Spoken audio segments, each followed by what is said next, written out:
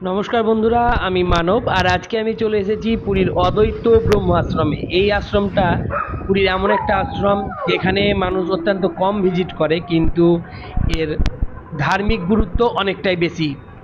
এই আশ্রমটি 1899 সালের 19শে মার্চ বিবেকানন্দের দুই শিষ্য ক্যাপ্টেন জেমস হেনরি সেভিয়ার ও তার স্ত্রী সাল্ট সেভিয়ারের দ্বারা প্রতিষ্ঠা করা হয়। এই আশ্রমে স্বামী বিবেকানন্দের নির্দেশে কোনো রকম মূর্তি পূজা করা হয় না।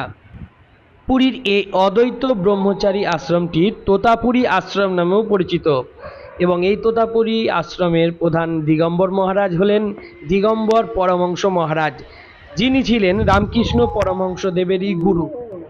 এই তোতাপুরী বাবা বা পরমহংস মহারাজ ছিলেন একজন নগ্ন বাবা, এবং একদিকে সাধু এবং অন্যদিকে শিক্ষক। তিনি রামকৃষ্ণ পরমহংসের গুরু ছিলেন এবং তাকে নির্বিকল্প সমাধি লাভ করতে সাহায্য করেছিলেন। এই তোতাপুরী মহারাজ 300 বছর ধরে বেঁচে ছিলেন এবং তার জীবনের 40 থেকে 50 বছর তিনি এই পুরীর গিরনারবন্ত নামক স্থানে কাটিয়েছিলেন, যেটি একটি বালির ঢিবির ওপর অবস্থান করছে। এবং 1961 সালের 28শে আগস্ট শ্রাবণ মাসের ত্রয়োদশী তিথিতে এই তোতাপুরী বাবা এখানে মহাসমাধি লাভ করে থাকেন।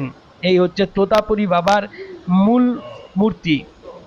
এই আশ্রমটি পুরীর একেবারে কেন্দ্রস্থলে গিরনারবন্ত নামক একটি বালির পাহাড়ের ওপর অবস্থান করছে। এই মন্দিরের ভিতরে তোতাপুরী মহারাজের মূর্তি সহ একটি শিবলিঙ্গ রয়েছে। আশ্রমের শান্ত পরিবেশ, ভক্তদের জন্য একটি ধ্যান মন্দির ও প্রার্থনা কক্ষও রয়েছে। এটি হচ্ছে প্রার্থনা কক্ষ আর পাশেরটি হচ্ছে ধ্যান মন্দির। এই আশ্রমটি অদ্বৈত বেদান্ত চর্চা ও আধ্যাত্মিক শান্তির জন্য একটি গুরুত্বপূর্ণ স্থান হিসাবে বিবেচনা করা হয়। রামকৃষ্ণ পরমহংসের জীবনীর সঙ্গে এই আশ্রমের যোগসূত্র থাকায় এর ঐতিহাসিক এবং আধ্যাত্মিক তাৎপর্য অনেক। তাই আপনাদের কাছে আমার বিশেষ অনুরোধ, যখন পুরী আসবেন তখন এই জায়গাটি অবশ্যই ভিজিট করে যাবেন। ভিডিওটি কেমন লাগলো? ভালো লাগলে লাইক, শেয়ার আর সাবস্ক্রাইব করে দিন।